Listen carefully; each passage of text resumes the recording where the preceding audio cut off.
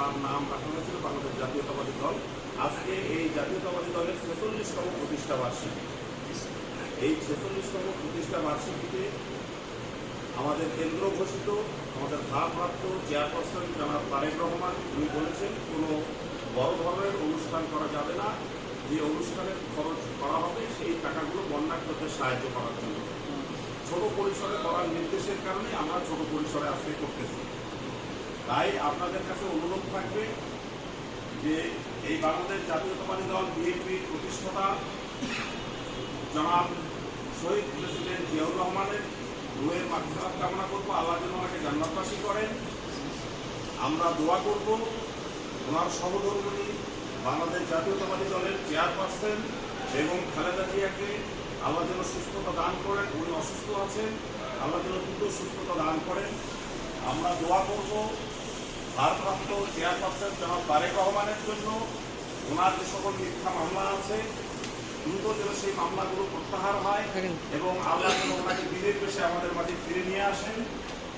আমরা দোয়া করব এই স্বৈরশাসক শেখ হাসিনাকে উৎখাতের জন্য যে সকল ছাত্র জনতা আত্মাহুতি দিয়েছে, শহীদ হয়েছে, সকল শহীদদের প্রতি আমরা দোয়া করবো আল্লাহ যেন তাদেরকে জান্নাতবাসী করেন। আমরা দোয়া করব যারা হাসপাতালে মৃত্যুর সঙ্গে পাঞ্জা লড়ছেন, যারা আহত হয়ে আছেন, গুলিবিদ্ধ হয়ে আছেন, পঙ্গু হয়ে আছেন, সেই সকল পরিবারদের প্রতি, সেই সকল ব্যক্তিদের প্রতি আল্লাহ যেন তাদের প্রতি রহমত দান করেন, দ্রুত সুস্থতা দান করেন।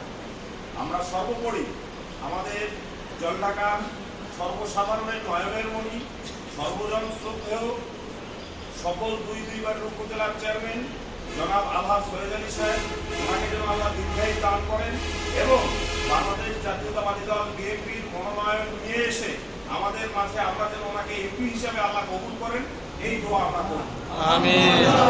আমরা দোয়া করব ওনার সুযোগ্য পুত্র শরীফুল ইসলাম বাবু এই ভাইসটার জন্য দোয়া করব। উনি প্রতি মুহূর্তে আমাদের সঙ্গে আছেন, উনি যদিও আমাদের দলের কোনো সদস্য নয়, তারপরেও উনি এই দলটাকে ভালোবেসে আমাদেরকে প্রতি মুহূর্তে সাহায্য সহযোগিতা করছেন। আমরা দোয়া করব আল্লাহ যেন ওনাকে দীর্ঘায়ু করেন এবং আরো উঁচু সম্মানে আসীন করেন। আমিন।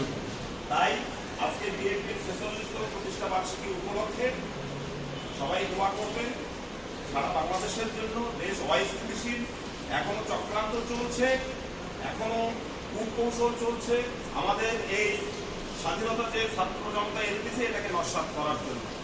আওয়ামী সন্ত্রাসীরা বসে নাই, তাই আমাদেরকে সেই দিকটাতে সজাগ থাকতে হবে যাতে এই আওয়ামী সন্ত্রাসীরা আর মাথাচাড়া দিয়ে উঠতে না পারে। আমরা যেন অবাধ, সুষ্ঠু, নিরপেক্ষ নির্বাচন দিয়ে বাংলাদেশ জাতীয়তাবাদী দল ক্ষমতায় আসতে পারেন, দেশের উন্নয়ন করতে পারেন। এই বলে আমি আমার সংক্ষিপ্ত কথা শেষ করছি। সবাই ভালো থাকবেন, সুস্থ থাকবেন, সবাই দোয়া করবেন যেন সবাই ভালো থাকে। আজকে ৪৬তম প্রতিষ্ঠা বার্ষিকী উপলক্ষে এখানে আমাদের হুজুর দোয়া পড়াবেন। হুজুরকে অনুরোধ করছি দোয়া পড়ানোর জন্য।